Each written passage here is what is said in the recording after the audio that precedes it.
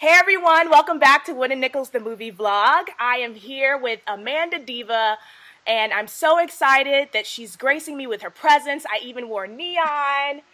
Yeah! You know the song. The video's about to come out, and I didn't show Amanda this before, sitting in front of her friend. Bam! Hi, President! Up, So, Amanda, tell us what schools you went to. You did the higher education and then the higher. So tell us what schools you're representing.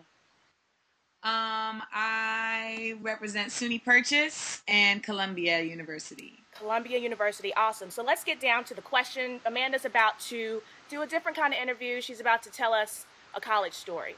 So the reference to Wood and Nichols, which is the movie, is that CG gets caught up in some questionable activities that could threaten his college career. So for my college survivors, Amanda's definitely a college survivor.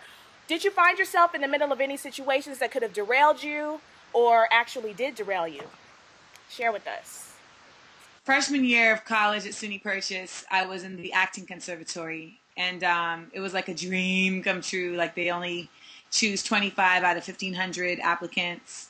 And, it was my number one choice, and I got accepted, and it was just, like, the best. And I was the only black female in my class. Wow. And, but because of the nature of the program, there's a lot, it's not all just, like, straight out of high school kids. I mean, we had, like, older folks. I mean, there was, like, a 27-year-old in our class, 25-year-old. So there was some resentment going on.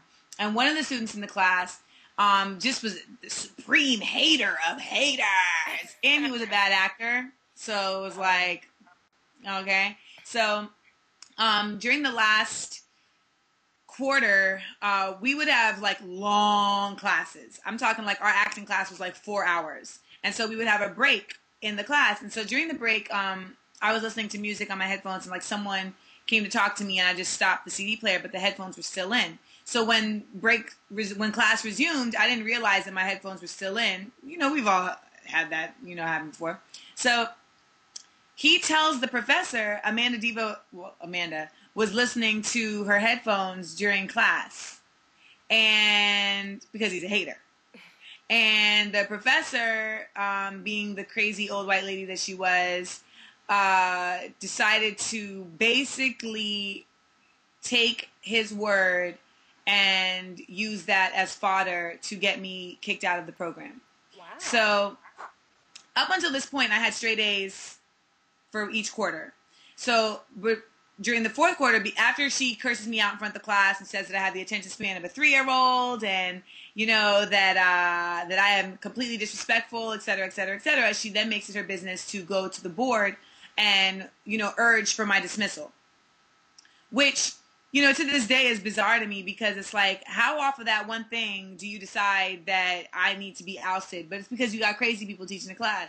So she made it her business to try and do that, but it was essentially impossible. It's like, how can we oust somebody for doing nothing? You know what I mean? Like, there's not even any concrete evidence of any wrongdoing. So they decided to ask me to take a year off from school.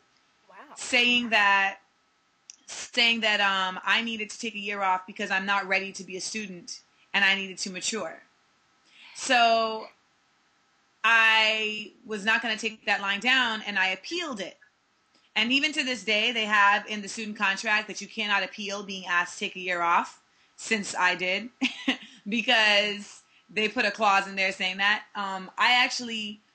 She, in her grounds for my dismissal, said that I do not respect my classmates, and my classmates do not consider me to be respectful of their work. So what I did was I had 25, yes, my entire class, including the douchebag, write letters saying, that is incorrect. I'm a vital part of the class. I'm essential to the forward movement of the class, et cetera, et cetera, et cetera. I mean, and this is in conjunction with her continuously trying to demean me over the course of the last semester in front of people. Classic example, we had to do final scenes. They started at 8 o'clock. She slated me and my partner's scene to start at 7:45. Wow. Because she didn't want people to see our scene. So messed up. I do all these letters. I turn them in, and the appeals board says, well, we can't take the word of 25 students over a tenured professor. Wow.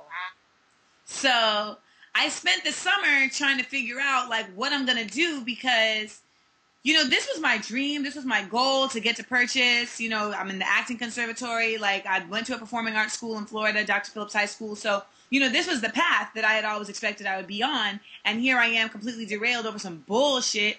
And, you know, the people that were in charge that could have helped just chose not to. Like the dean of the acting conservatory, a black man, and the dean of the entire theater arts and film conservatory, another black man. Just were like, we can't do anything. And it was really disarming for me because as a college student, you just feel like you're going to like get a higher education and have this whole experience, and you still feel like you're in a safety net, but you're not a lot of times, and you have to figure out your way. And so I ended up coming back and taking some liberal arts classes because you have to take those as requirements. Mm-hmm. So the plan was to take some liberal arts classes and then resume in the conservatory the next year. But then I was like, fuck that. Like, I don't want to go back to this BS. And furthermore, I just decided I didn't even want to be in school anymore. Because I was just like, I'm not going to be here on some BS. I'm not going to be here as a psych major or as a poli-sci major, just some BS major that I don't believe in just to have a major. So I was going to quit school. And I had a professor tell me, you know, you shouldn't quit school. You're smart and it would be a waste. And she actually found out that I could create my own major. So I ended up doing a program at Purchase where I could create my own major by combining two schools of thought. So I combined Black Studies and Social Sciences with Theater, Arts, and Film. I basically went back like, y'all owe me. And I'm getting my education and you're going to sign off on this shit. So I ended up doing a Black Studies with a concentration in the Visual and Performing Arts major. I got a work study job in the Social Sciences office so that I could learn all the rules and not get, you know, caught out there again. Ended up graduating on time, won every award offered, and was my commencement speaker. You better work it. See, y'all. You know, it's just the politics, and like you just don't realize, you know, like especially at conservatories, they're always trying to get rid of folks. They're always cutting folks. You know, that's part of how they keep their status. And so it was like the perfect opportunity to like, hey, we can cut somebody, you know. And in hindsight, I look back and I'm just like, you know, I'm so glad that I had people around me that give me legitimate advice in the midst of this foolery, because these are people that, because the people in the conservatory is who I was looking at as, you know, as my leaders, and these folks had no care about my future, you know. And when I created my own major, I ended up doing a one-woman show as my senior project. I mean, I take these lessons from college throughout my life in the real world, because the reality is, like, you never know who you're talking to, one, so always watch yourself. And two, it's like, learn the rules, yo. Learn the rules. Wherever you are, learn the rules. I would never have graduated on time had I not mastered the requirements of my school. And I know so many people who are still not graduated because, oh, I didn't know I had to take this class. I didn't know that was that class. You know, and it's like, get that book, sit with the registrar, and figure it out. And never trust your advisor. Never trust your advisor. Get a second and third opinion. If your advisor says this is what you need to do, then you need to take that and go to the dean, confirm, then go to the registrar and confirm. Because you know what? They're all getting your money every time that screws up. Yeah. Yeah, tell them where to find you. You can find everything on amandadiva.com. You can find artwork in the gallery. I sell hand-painted bags and I paint. You can also check out new episodes of Diva Speak TV and Diva DB Y'all, my 2 web shows. You can get music over there. My free EP, Spandex Rhymes and Soul. The download link is there, so you can download that. Also, you know, we just do blog posts about what's going on and new things. And the Neon video for my song, Neon, that we've been pushing, should be dropping any day now. So look out for that. And also hit me up on Twitter, twitter.com/AmandaDiva. All right, y'all, and I want you to answer the question, too. Were you derailed, almost derailed? Go on over to www.woodennickelsmovie.com, and you can also follow me on Twitter. I'm Wooden_Nickels. I'll see you next Wednesday. Have a great week. Bye.